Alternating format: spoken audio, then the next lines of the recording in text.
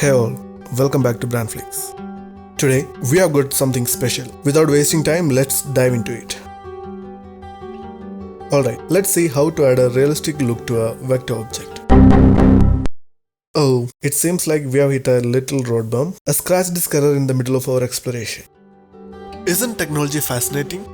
But rest assured, we are not jumping ship. In fact, we are going to tackle this head on and learn how to fix it right now. So, while we are in this unexpected situation, let me shift gears and show you how to fix this common hiccup in Photoshop.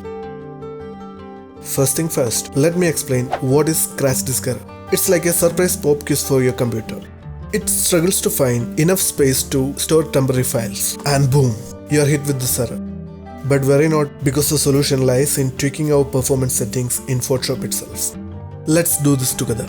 Now, pay close attention. Head over to the Photoshop menu, then find settings, and within that look for performance. Here is where the magic happens. In the performance settings, we are going to allocate more memory to Photoshop. It's like giving it a caffeine boost for better performance. In a snap, we have transformed a possible setback into a valuable learning experience. No more errors, and we are back to exploring the wonders of design. If you found this guide helpful, you know the drill.